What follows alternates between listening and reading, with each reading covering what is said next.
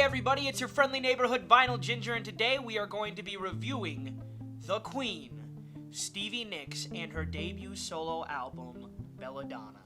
Stevie Nicks was born in 1948 in Phoenix, Arizona. Growing up, her mother instilled in her a love for fairy tales, and her grandfather was actually a struggling country singer. This, I feel, really gave Stevie Nicks her base for everything she wrote. Her father was actually a food business executive, and they moved around a lot during her youth, and she lived in San Francisco, Salt Lake City, El Paso, Texas, Albuquerque, and Los Angeles. On her 16th birthday, I guess, she got her first guitar, and then she wrote her first song, and that's really honestly late in life, I feel, to start writing songs, and it's amazing that she accomplished what she did. The song was called I Loved and I Lost, and I'm Sad But Not Blue, which is an interesting title for a 16-year-old girl.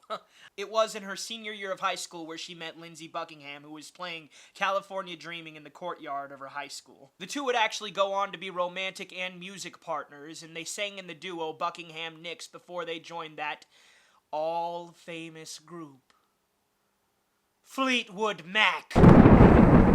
Nicks' major contribution to Fleetwood Mac's discography were songs like Rhiannon. And it's crazy to think because Mick Fleetwood actually only wanted Lindsey Buckingham to join the group, and then Lindsey Buckingham said, if you want me, you gotta take my baby with you. That was the best choice for Fleetwood Mac because Stevie became an icon in comparison to the rest of them. After their self-titled debut album and their famed album, Rumors, they released the album Tusk, and then soon after that, Stevie started recording the songs for her solo career. Her solo work started with a backlog of songs that she wasn't able to record during the Fleetwood Mac years. They actually started a record company to release solely Stevie's music, which I find is amazing because we're talking about 1981 and we're already looking at an artist utilizing the independent platform in order to take control of her own career. She released a few singles from 1979 to 1980, and then in 1981, came out with Belladonna. If you're any kind of music fan, you do not need me to tell you that this album is an absolute powerhouse.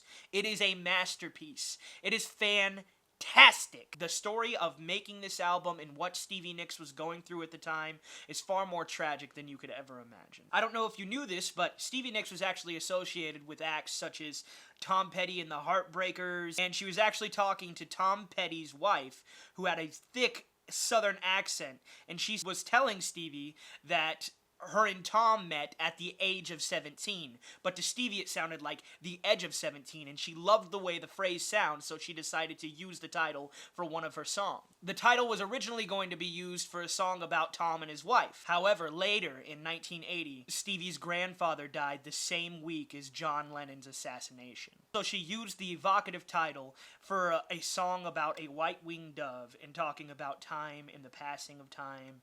And it's just a beautiful, beautiful record, and you don't need me to tell you about that. Belladonna was released on July 27th, 1981. The same day Belladonna hit #1 on the Billboard charts, Stevie found out that her best friend, Robin Anderson, was diagnosed with leukemia and was in the late stages of pregnancy.